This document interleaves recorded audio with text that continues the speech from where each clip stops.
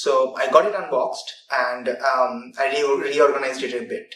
Now let's go through them and see what's inside. So it comes in a sleeve of some sort, very translucent, very sleek. Let's open it up. Oh, I'm done. This is how we open it. Nice. This is the blue one. This is for my wife. And the other one is the black one. This is for me.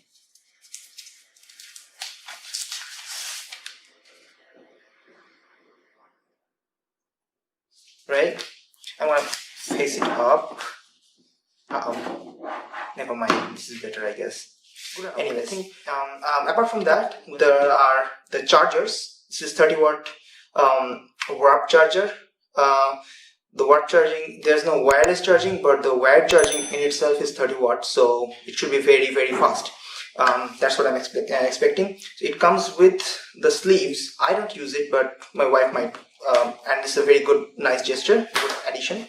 It's a nice goodie to have. And it also comes with a box of swag. I'm guessing, I haven't opened it. I just opened it up as in opened the package.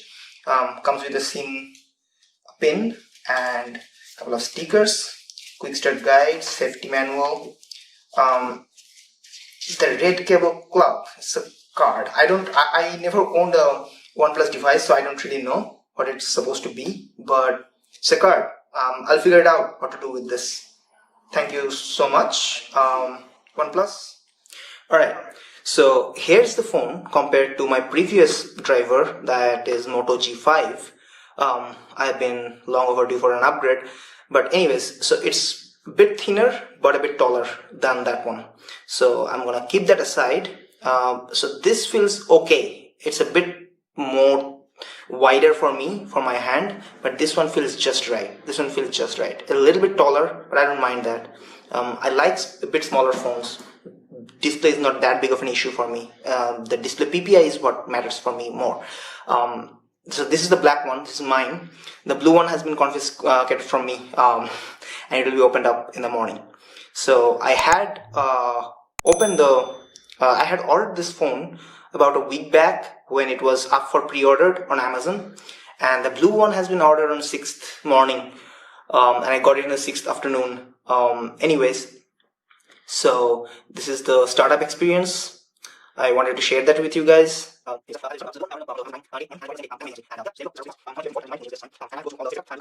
And now I have to go through all the state setup, and we'll come back after the setup is done.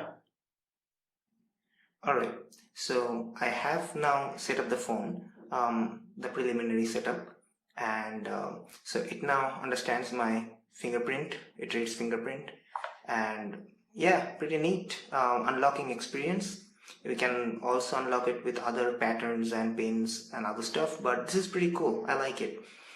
I don't like the notch or the pull-out camera for the selfie, the front-facing camera, but they have done a pretty amazing job at hiding it out, so you don't get to see it on the default background.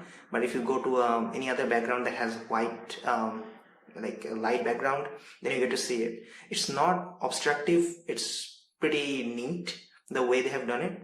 I like it this way. I can live with it. I generally don't like the notch, but this whole bunch, yeah, this is pretty good. Apart from that, this is pretty basic Android experience, just the way I like it. I don't like too many bloatware, so that's also good for me. There was one concern that was raised that some of the devices have screen issues where there are tints of different colors. And mine one doesn't, so I probably got lucky, but I'm also assuming that it's not affecting all the devices. It's only a few, so it's good that I don't have it. Lucky.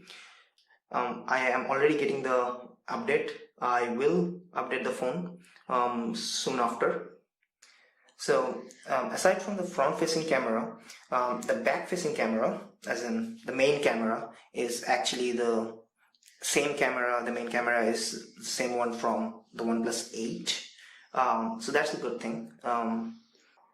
So another point here to talk about is that why this device is less costly than the premium devices, the flagship devices.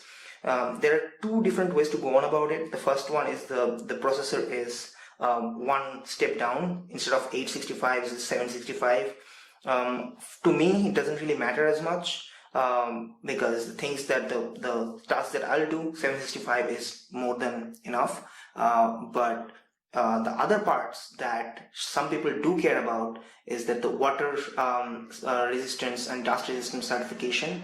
So there was another video where MKBHD talks about it in an interview, and they explain why that's the case. Even though the devices are pretty good, well equipped to deal with the dust resistance and water resistance, but certification in itself is a costlier affair, so that increases the price. So if you don't get it certified, you save up, and so you can make the devices cheap. So in that sense, this device is a lot cheaper because it doesn't have the certification, even though it can actually tolerate decent amount of water and dust. So I just wanted to mention that because it doesn't come with the certification, but it's good enough.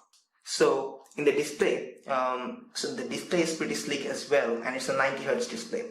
So if you want to switch it up to 60 Hz, not switch it up, switch it down essentially, it will save up battery life. And for me, the 60 Hz is more than enough. I don't really mind. Maybe if I'm playing some games or anything, then it might matter, but 60 Hz is pretty neat. But 90 Hz is available if you like it that way.